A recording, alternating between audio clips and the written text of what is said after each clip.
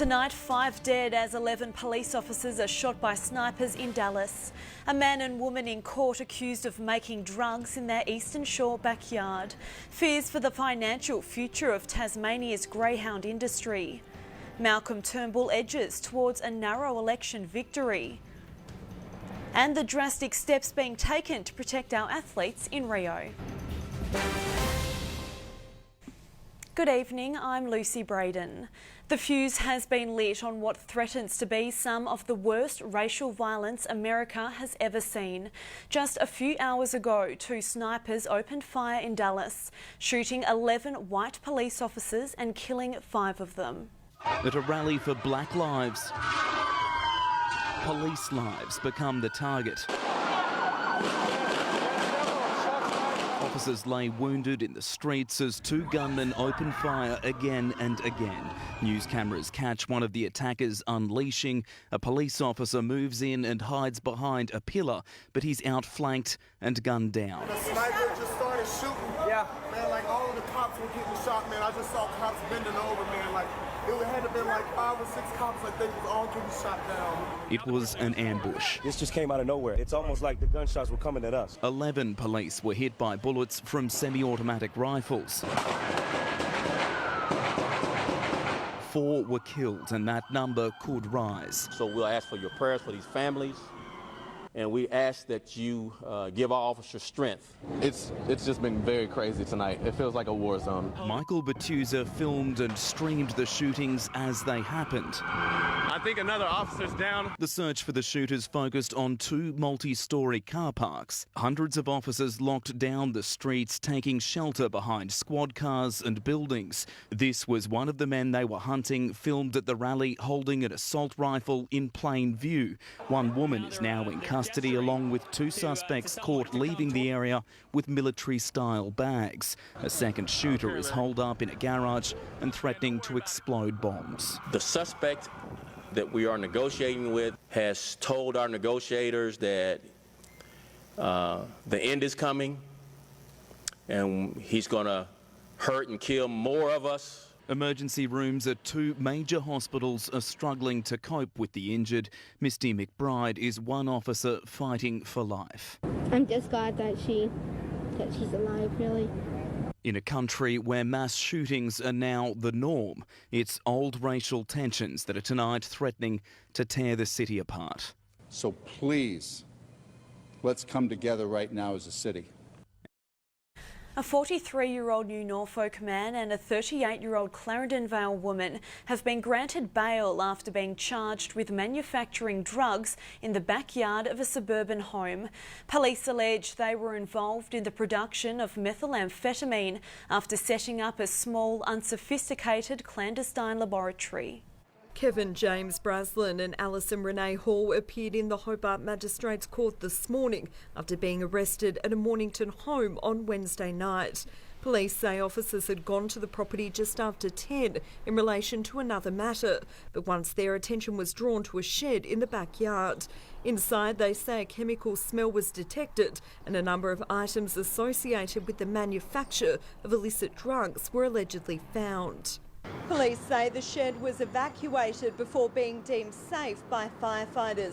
They say initial analysis of a substance removed from inside has tested positive to the presence of methamphetamine, but further examination is required to determine the quantity and purity of it.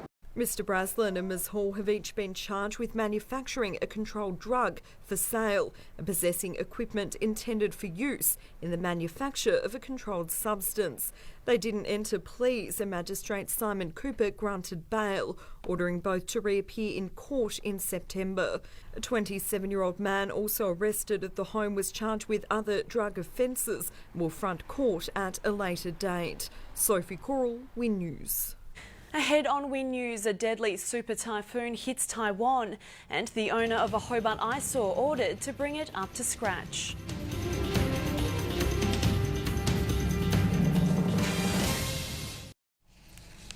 You're watching Win News. A 27-year-old woman has been fined $1,000 after her two dogs attacked sheep in Tasmania's south. Sarah Ann Maisie pleaded guilty to several charges, including 4 counts of dog attacking an animal causing serious injury or death. The court heard a number of sheep were injured and killed at a sandfly property in May. The 2 Labrador-type dogs were caught by a Kingborough Council officer and declared dangerous. Magistrate Simon Cooper also ordered Maisie pay just over $1,200 to cover council's costs of housing the dogs. The owner of one of Hobart's most controversial buildings has been given 80 days to bring it up to scratch and in compliance with building codes. Bao Cheng Xing was also fined more than $8,000 by the magistrate, with the court hearing property prices in the area have dropped by up to 15%. Taking a quick look at today's weather now, and there were showers about the north, south and east today with cloudy conditions elsewhere. It was a rainy day on the islands. King reached a top of 13 degrees, Flinders 15. It was fine on the northwest. Smithton and Devonport both had highs of 12, Burnie 13. It was fine and also 13 in Launceston. Down the east coast, fine and 14 degrees for St Helens and Swansea. Similar conditions over in the west, fine and 12 degrees for Strahan and Queenstown. And Hobart had a few light showers and a top of 12 degrees. And I'll have a full weather report for you a little later in the bulletin. When we come back though, the world first medical trial hoping to ease pain for our sporting stars. And bookworms flock to the state's north in search of a bargain.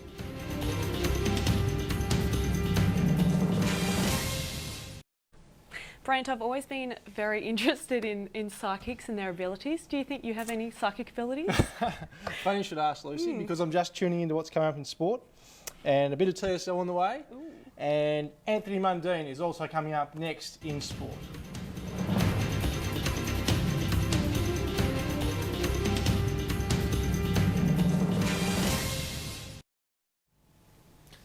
Good evening. He's setting himself for another showdown with arch rival Danny Green, but rejuvenated Australian boxing star Anthony Mundine also wants a third and final fight against our Tasmanian world champion. The man threw down the challenge on his arrival into Hobart this morning ahead of a number of speaking engagements across the weekend.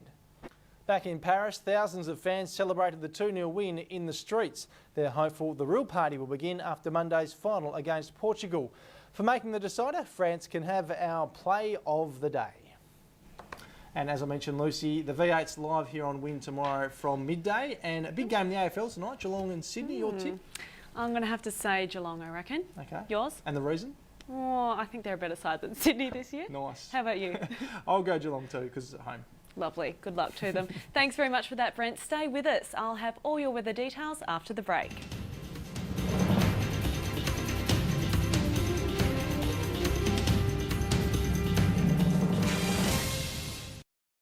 And that's Win News for this Friday. A reminder, there will be no Win News this weekend due to our live coverage of the Townsville 400. We will, however, keep you up to date with news updates. And you can also follow us on Facebook and Twitter. Stay with us now for The Project. I'm Lucy Braden. Have a lovely weekend. Good night.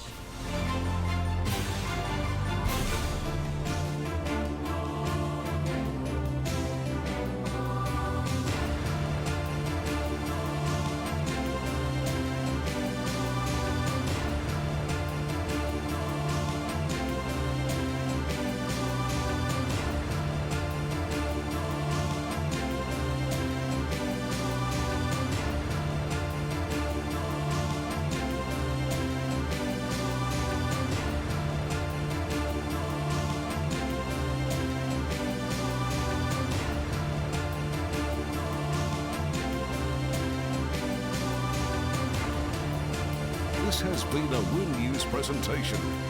Win News, Regional Australia's #1 news source.